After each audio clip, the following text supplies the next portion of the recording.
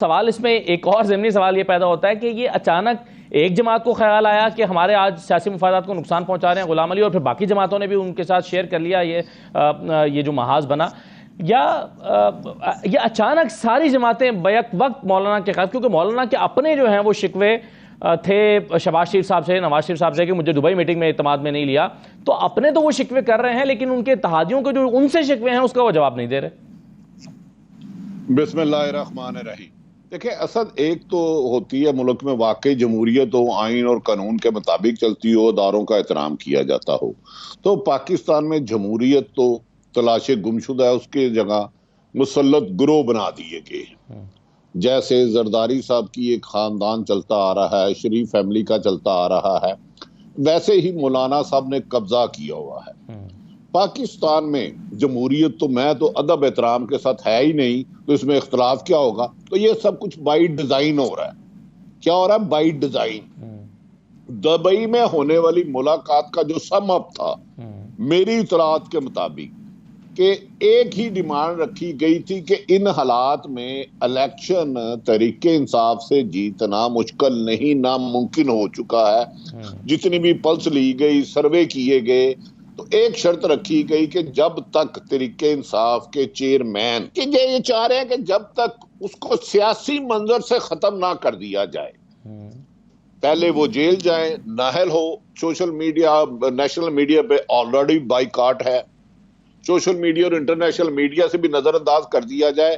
और दूसरा, ये जो पीडीएम का इत्तेहाद है, गैर फितरी इत्तेहाद है, किसी जदोजहद की नजर मकसद के लिए नहीं आया।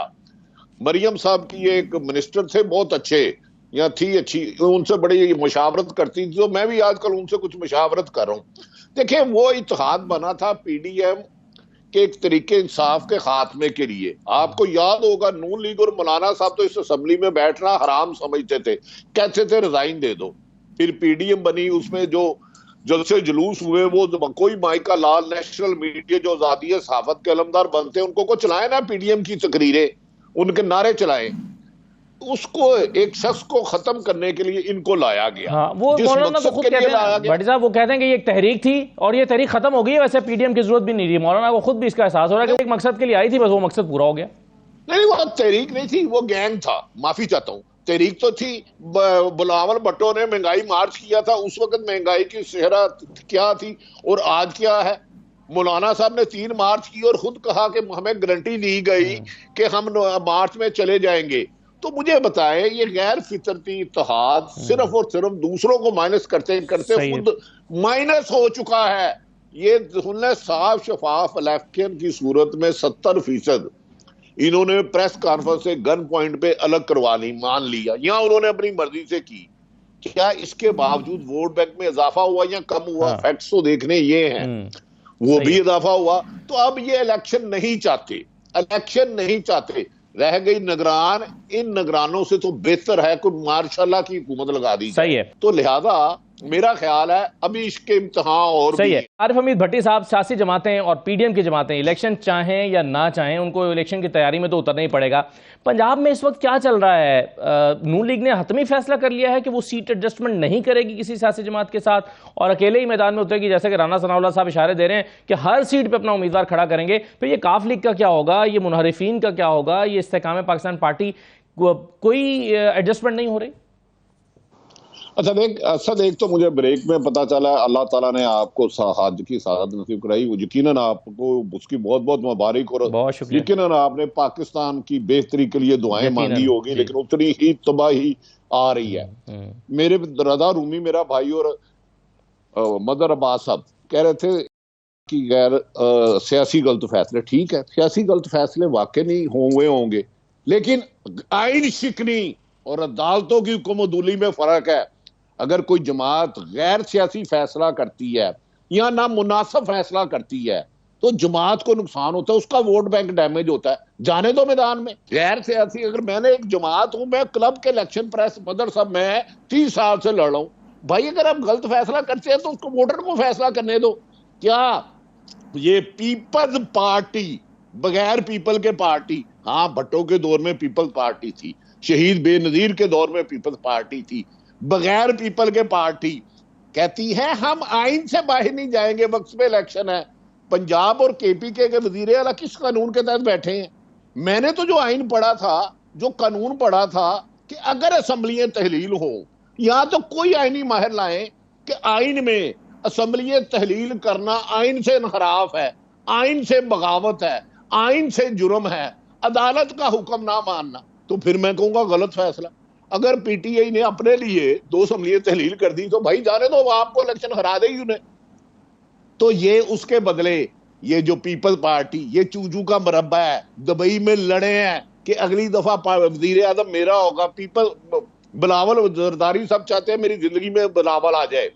नवाज शरीफ अपने भाई पे एतबार नहीं करे, 15 माह से हुकूमत हो गई है, पाकिस्तान नहीं आ रहे। मरियम कहती है मैंने बनना है, आधी पार्टी कहती है हमने मरियम की सरबराही में नहीं लड़ना। मौलाना फजलुर रहमान साहब कहते हैं कि मुझे सदर पाकिस्तान बनाओ। मुझे बताएं क्या इनके मुंह से आइन की भी जुबान इन सियासी जमातों से सजती है? यहां मुझे कोई आइनी माहिर बताएं कि 90 दिन के बाद कोई भी असेंबली तहलील करना अगर गैर आइनी है तो उन्होंने गलत किया। गैर सियासी और गैर आइनी को मिक्स ना करें। सही फसादियत ये है कि असदुल्ला एक जमात में है, गिरफ्तार करे, जेल में रहे। अगर ये कहे कि मैं फलां जमात छोड़ रहा हूं तो सुबह घर जाए बच्चों के साथ खेले, वरना जेल की काल कोठरी में चलता रहे। ये डिक्टेटरशिप से बदतरीन है। जियाउल हक का दौर मैंने नहीं देखा, मुशर्रफ का दौर मैंने देखा है। सही है। मदर अब्बास अब सेक्रेटरी जनरल थे, 90 दिन जुलूस निकाला, मुशर्रफ ने इससे 10% भी सख्ती नहीं की। यार कमाल है। मुझे बताएं ना, क्या असम्बलियां तहलील करना गलत है? अब इनका हक है ना, ये 4 दिन 2 दिन पहले क्यों असम्बलियां तोड़ने जा रहे हैं? 60 दिन की बजाय 90 दिन मिल जाएंगे, यह हक है इनका। मैं तो इसको गैर आइनी नहीं कहूंगा, लेकिन याद रखें जुल्म को, जालिम को और मजलूम को एक सफ में ना खड़ा करे। शहीद अरशद शरीफ के बच्चों के घर जरूर जाइएगा, असद मेरा भाई जी। इमरान रियाज के घर जरूर जाइएगा। सही है। पहले भी जुल्म होता रहा तो गलत होता रहा, आज से 10 साल पहले होता रहा, 15 साल जिसने गलत किया है। लेकिन खुदा के वास्ते याद रखो, आइन को पांव तले ना रोंदो। तो भट्टी साहब, एक तो पीपल्स पार्टी की स्ट्रैटेजी पर जरा कमेंट कीजिएगा।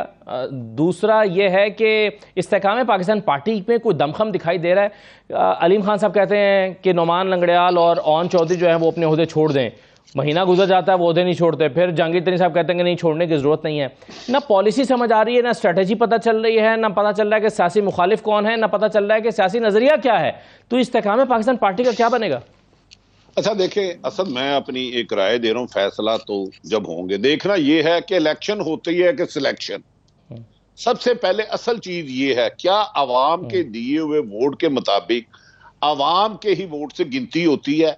दुबई में जो सिलेक्शन के लिए हुआ, सदर मेरा, सेक्रेटरी मेरा, सदर मेरा जी। अगर आप किसी एक सियासी जमात को इलेक्शन में हिस्सा ही नहीं लेने देते, जो मकबूल सर्वों के मुताबिक मकबूल तरीन है, फिर तो वो इलेक्शन होंगे नहीं। एक फ्रॉड होगा, एक कब्जा ग्रुप आएगा, कोई इधर से पड़ेगा, कोई इधर से पड़ेगा, जिसके पास ज्यादा गनमैन होंगे, जिसके पास ज्यादा पैसा होगा, खरीदो फरोख्त कर लेगा। मुझे 85 के गैर जमाती इलेक्शन याद आ गए हैं। अगर तो इलेक्शन होते हैं तो नून लीग पाकिस्तान में पंजाब में 20 से 30 से ज्यादा सीटें नहीं ले जा सकती जितने गैर जानिबदार सरमाया। हो सकता है नून लीग 2/3 मेजोरिटी ले जाए। देखिए सर, ये कोई मुकाबला नहीं है कि मुझे और रजा रूमी को आपके स्विमिंग का मुकाबला करो। रजा रूमी के दोनों हाथ बांध दो, दोनों टांगे बांध दो, दोनों आंखें बांध दो और मुझे खुला छोड़ दो। 4, 8, 10 हेल्पर भी दे दो, जल्दी से इसको आगे करके जीत के करीब ले जाओ। उसको इलेक्शन कहेंगे हम? क्या ये क्या पहली दफा हो रहा है? नहीं, इस दफा जो हो रहा है वो कभी नहीं हुआ, थोड़ा ज्यादा हो रहा है, होती रही है। एग्रीड, मैं ये बात मान रहा हूं। आज तक जितने भी इलेक्शन हुए, जीतने वाले ने, हारने वाले ने जीतने वाले पर धांधली का इल्जाम लाया। 2013 में आसफ अली जरदारी सदर थे तो कह रहे थे आरओ के इलेक्शन है, ये सच है। 8 में भी हुआ। लेकिन इस तरह किसी एक जमात को, मेरी तो हिस्ट्री नहीं है, किस हुकूमत में एक साफी पे 3-3 दर्जन पर्चे हुए, मुझे उस हुकूमत का नाम बता दें। किस हुकूमत में साफी मुल्क छोड़े, अहमद रजा छोड़े, नूरानी छोड़े, आरफ भट्टी छोड़े, रशीद छोड़े, मोई छोड़े? ये जुल्म है यार, ये कल भी जुल्म था, आज भी है। तो इलेक्शन में ये हुकूमत नहीं जाएगी। मेरी अपनी असेसमेंट है, बीइंग ए रिपोर्टर खबर है, जब तक ये तरीके इंसाफ को साइड में ना करें, ये अपोजिशन में नहीं आने के काबिल रहेंगे। 80 और सीटें क्या आप सारी जमातों की बात कर रहे हैं भट्टी साहब, यानी शमूल पीपल्स पार्टी, क्योंकि पीपल्स पार्टी तो लग रहा है कि इलेक्शन चाहती है। नहीं, मैं कह रहा हूं ये एक प्लानिंग के तहत गेम हो रहा है। एक तो बहुत सीरियस से फैसला किया जा रहा है, अगर निगरान आए तो 2024 मार्च तक ले जाया जाए। मेरे पास गैप का इल्म नहीं है, हो सकता है 8 अक्टूबर को भी हो जाए। मैं तो कह रहा हूं इनकी कोशिश है कि एक ही शर्त है कि वर्ल्ड कप जिसने 1992 में जीता था, अगर रजा रूमी नाम बता दे, मेरी मेमोरी वीक है, उसको और उसकी जमात को सियासत से अलग करना है। उसके कैंडिडेट ही नहीं बनने देने, फिर तो कुछ भी हो सकता है। फिर तो याद रख ले, आप जो पाकिस्तान में कभी आया भी नहीं वो भी वजीर आज़म बन जाएगा। यार अपने भाई की हुकूमत में एतबार नहीं कर रहे, दो गैर जमहूरी हुकूमत है, सुप्रीम कोर्ट का हुक्म नहीं मान रहे, सिलेक्शन कमीशन, वो माफी चाहता हूँ बार बार, सिलेक्शन कमीशन क्या उसका नाम है असल? यार असद आप तो हज से आए हैं यार, क्या नाम है? Election commission of Pakistan. Election commission, माफी चाहता हूँ।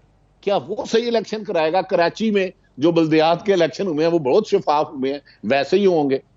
धांधली का कोई तो बंद रोके। मैं ये नहीं कह रहा किसी एक जमात के लिए किया जाए, खुदा के लिए जमहूरियत का हुस्न इसी में है, जिसे अवाम मुंतखब करे, वो पीपल्स पार्टी हो, नून लीग हो, तरीके इंसाफ हो।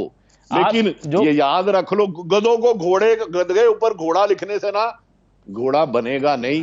प्लान इनका और है, लेकिन अभी इसमें टर्न आएगा। बीइंग ए रिपोर्टर मैं आपको खबर देता जा रहा हूं, अभी एक खौफनाक टर्न आएगा।